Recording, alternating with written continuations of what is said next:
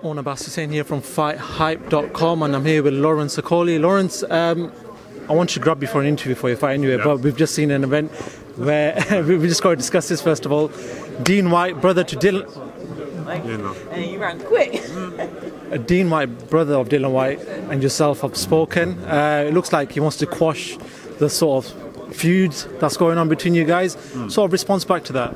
I think it was actually very mature. Like, I was almost shocked when I first saw him. I thought, okay, we're gonna have a situation, but he come, you know, everyone's grown up, and he just said, which is pretty much the facts, which is I'm a cruiserweight boxer, and I need to focus on being a cruiserweight boxer.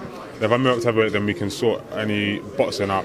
But all the stuff outside the ring that's been, you know, brewing is not worthwhile. And like I said, like, I've got people in Hackney and just London and maybe even the world that look up to me in terms of what I do in boxing, like going from McDonald's to being where I'm at now. So you don't really need to let outside stuff get in the way of that. So for now, that sort of feud is done, finished, over. Yeah, as far as that was, in my opinion, there was never really crazy feud. It's just, as I said, as a man, I believe I beat Dillian in a fight. Outside of that, I don't have nothing to say. Let's talk about your fight on Saturday night. Whyte'S Camacho, somebody who you've said has said a lot on social media. You've said you are looking to sort of be vicious in there, knock him out. Yeah. Is that all you're thinking about? Is just ending this fight very quickly? No, I have certain stuff I need to do before I get the stoppage. So there's, you know, controlled it. Little stuff I have to do before I get to unload the power shots on him. But as soon as it's time to unload the power shots, it's time to unload the power shots. But, you know, you spoke about Whyte'S in the last press conference where he said maybe he's a bit past it. He's been there, you know, like he's been in certain areas and never got to certain places that you're looking to get to.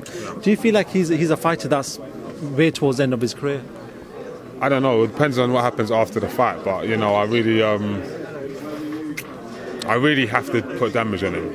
That's just it. Like, not even just because he's been rude, but just because that's how I feel. Like, I just feel like I've got frustration inside that maybe I bottle up, you know, that I need to let out. So I'm going to let out on Saturday.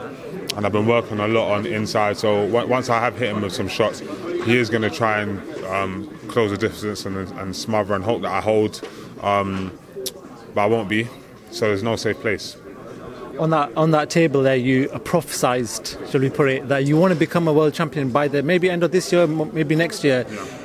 How long have you been looking at that? Because you're very young in your career and you are fighting at sort of national level at this present time where you're fighting in the UK.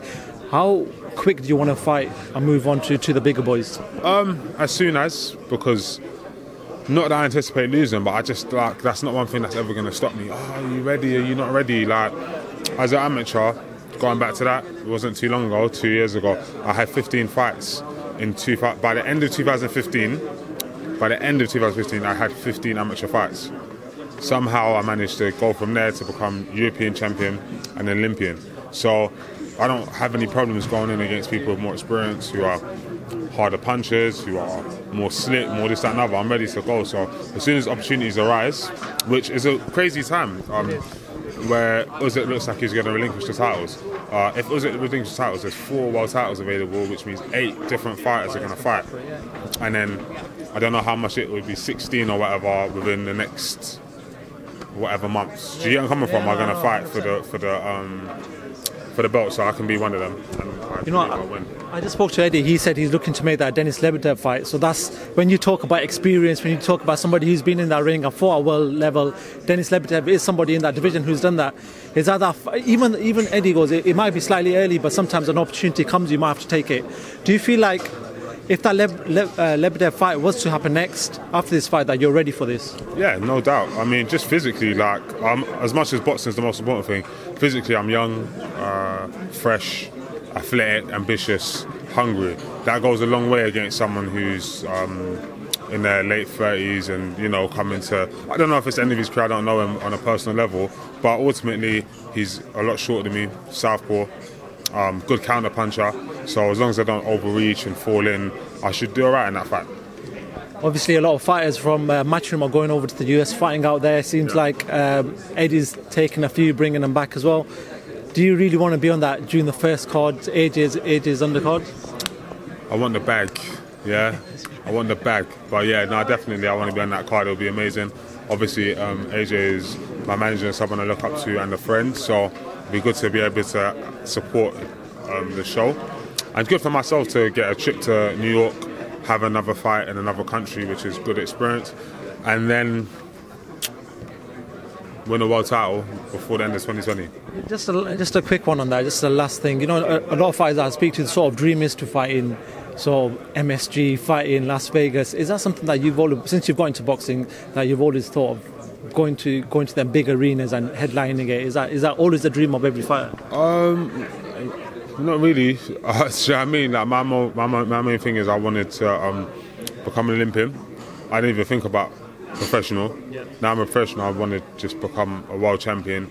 And like, the pictures that I've got are people of Terence Crawford or David Haven. He had multiple titles, and Anthony Joshua because he's got multiple titles. Canelo, or do you know what I mean? So I want to win a world title, and I want to win multiple world titles. Like I'm just raised for. I'm 26 now, so I've got maybe not that much longer in boxing. I mean, obviously I'm still young, but most boxers by the time they get to 33, 34, they start going in a downwards decline. So hopefully I can do a lot in the next 4 to 6 years. Well, finally, you pulled out 2 names there that I want to quickly talk about. Terence Crawford fighting Amir Khan. Yeah. You just said Terence Crawford's name there. Talk to me about that fight. Who do you see winning that fight? I think Terence Crawford should be the favourite because he's a good boxer, counter boxer, come forward fighter, orthodox southpaw, so he can do a lot. So Amir Khan, I always thought was one of the most offensively gifted fighters in the world. Maybe even now. So he can pose problems, but I think that Terence Crawford will be able to adjust and win the fight. Finally, Canelo fighting Danny Jacobs. Give me your thoughts on that one. That's a great fight, and Danny Jacobs looks massive. I know that size doesn't always win fights, but that's a great fight. Obviously, you'll put Canelo as a favourite, where he had 2 good fights with Triple G and has been on a great winning streak. But then Jacobs had a fantastic fight with Triple G as well. Jacobs is a very good fighter, very athletic, so I think it's going to be fantastic. And to be honest, shout out to both of them for showing like you look like, even at the top of their game with a lot to lose and a lot to gain, they're ready to take the risk. Cool. Lawrence, good luck on Saturday for your fight, and hopefully get to chat to you after that. Thank you very much for talking to FightHype.com. Appreciate that. Thank you.